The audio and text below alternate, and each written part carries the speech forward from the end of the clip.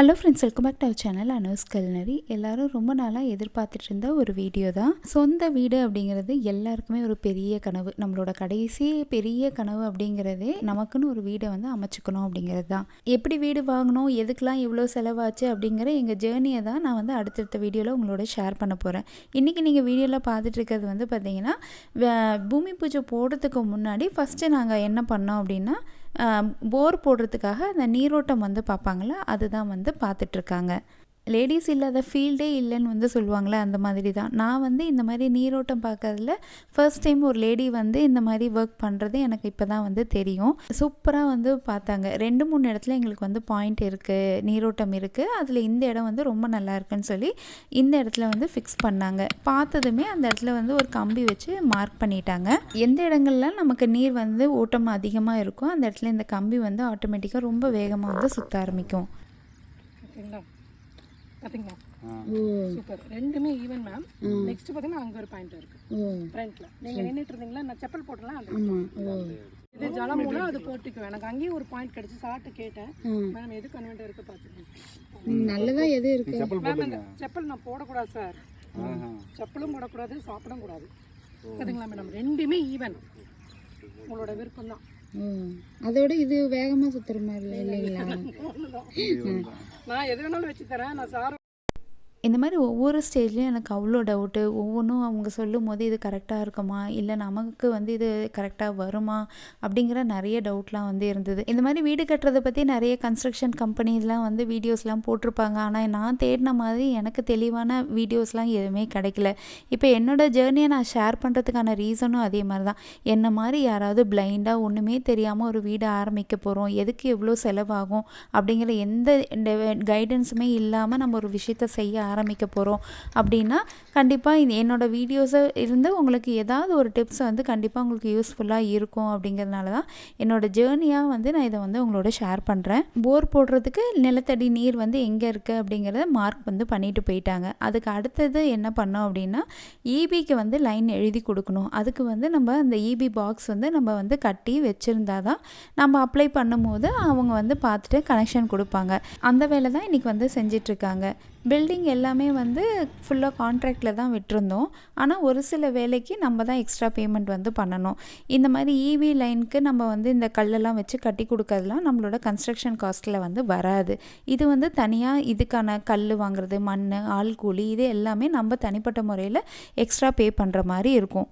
எங்களுக்கு அக்ரிமெண்ட் பிரகாரம் ஜான்வரி 2024 தான் பில்டிங் கன்ஸ்ட்ரக்ஷன் அந்த டைமிங் வந்து டியூரேஷன் வந்து ஸ்டார்ட் பண்ணாங்க. 10 months டியூரேஷனில் எங்களோட வீடு வந்து கம்ப்ளீட்டாக முடிச்சு கொடுத்துருவோம் அப்படிங்கிற மாதிரி அக்ரிமெண்ட்டில் போன வருஷம் ஜான்வரியில் எங்கள் வீடு வந்து ஸ்டார்ட் பண்ணோம். சும்மா ஒரு 10 கல் வச்சு ஒரே நாளில் இந்த வேலையை வந்து முடிச்சுட்டாங்க. ஆனால் இதுக்கு மட்டுமே கிட்டத்தட்ட ஒரு 6,000-7,000 ரூபாய் எங்களுக்கு வந்து காஸ்ட் ஆச்சு. இந்த கல்லெல்லாம் கட்டி வச்சதுக்கப்புறம் தான் ஈபிக்கு வந்து நாங்கள் அப்ளையே பண்ணோம். ஒரு 1 வீக்கில் வந்து பூமி பூஜையும் வந்து போட்டுட்டோம். பூமி பூஜை போடுறது தான் நீங்கள் இப்போ பார்த்துட்ருக்கீங்க. ரொம்ப சிம்பிளாக, ஐயர்லாம் நாங்கள் வந்து யாரையும் கூப்பிடவே இல்லை. ரொம்ப சிம்பிளாக இன்ஜினியரும் மேஸ்திரி அண்ணாவும் மட்டும் வச்சு தான் நாங்கள் பூமி பூஜையே போட்டோம்.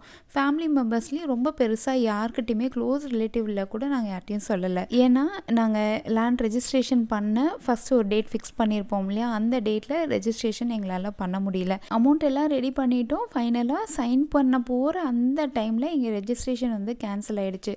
எங்களுக்கு ஃபேமிலியில் யாருக்குமே முகமே இல்லை. அவ்வளோ அப்செட் ஆகிட்டோம்.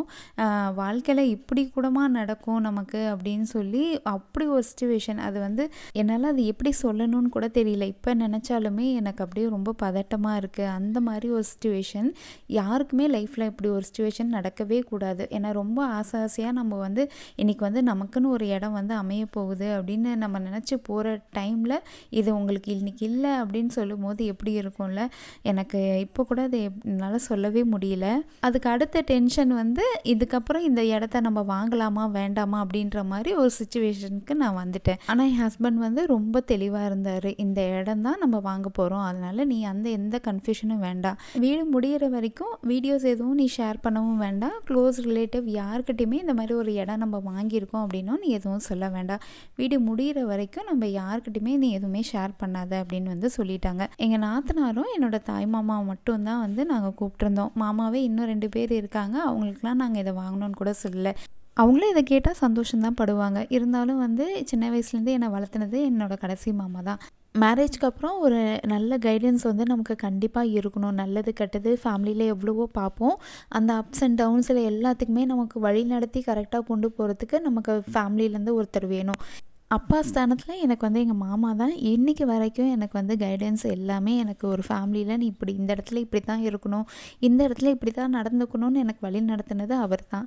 அதனால் அவர் இல்லாமல் இந்த ஃபங்க்ஷனை வந்து நான் செய்யக்கூடாது அப்படிங்கிறனால நான் அந்த மாமாவுக்கு மட்டும் வர சொல்லியிருந்தேன். அவர் மட்டும் வந்து ஃபங்க்ஷன் அட்டன் பண்ணிவிட்டு கிளம்பிட்டாங்க.